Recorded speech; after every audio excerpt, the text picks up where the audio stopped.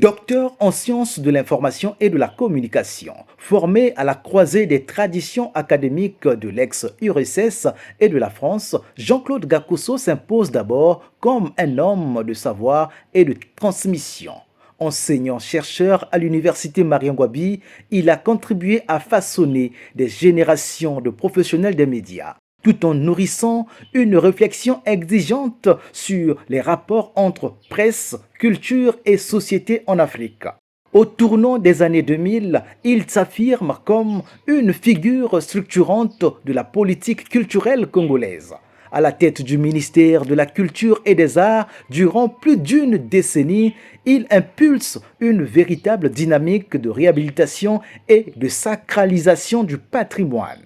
Sous son magistère, les symboles nationaux retrouvent une visibilité renouvelée à l'image de la flamme du mausolée Mariangouabi, érigé en lieu de mémoire et de conscience collective.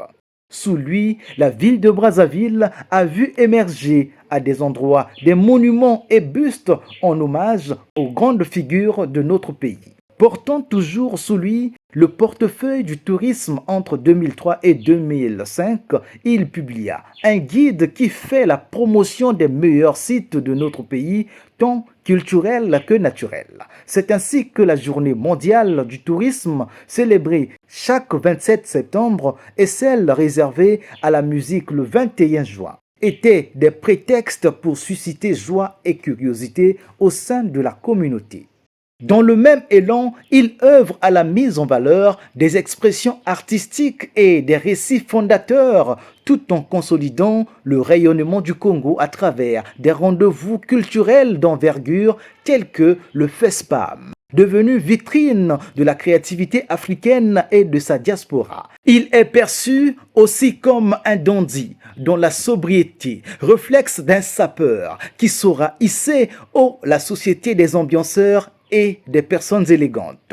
Mêlant douceur et mélancolie, Jean-Claude Gakoso est apprécié et demeure passionné de la prose comme un orateur raffiné.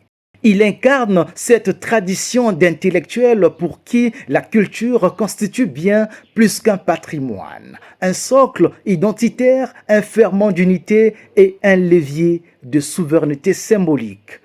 Nommé en 2015 à la tête de la diplomatie congolaise, il a su transposer cette profondeur intellectuelle dans l'arène internationale, portant avec constance la voix du Congo, tout en consolidant ses partenariats stratégiques dans un contexte mondial en recomposition.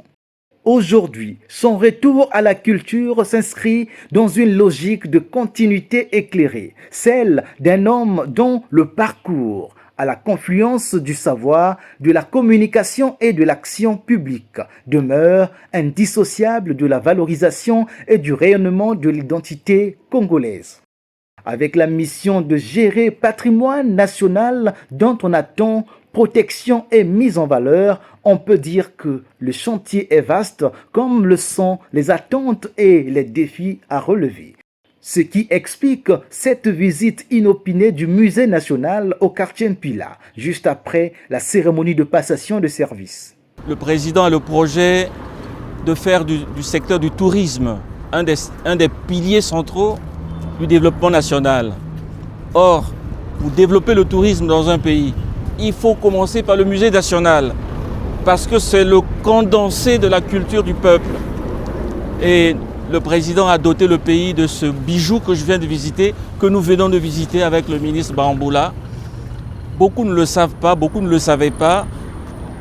Nous avons ici un vrai bijou qui va bientôt accueillir les œuvres du musée national qui sont stockées depuis tant non prescrits au quartier du Plateau, qui sont même dans des conditions de moisissure. Mais bientôt, ce ne sera plus qu'un mauvais souvenir parce que nous avons ce précieux bâtiment qui est là, sorti de terre, bétonné, carrelé, avec de grands espaces d'exposition. Et donc, dès aujourd'hui, nous commençons à travailler sur la matérialisation de ce projet qui tient à cœur notre président et notre Premier ministre.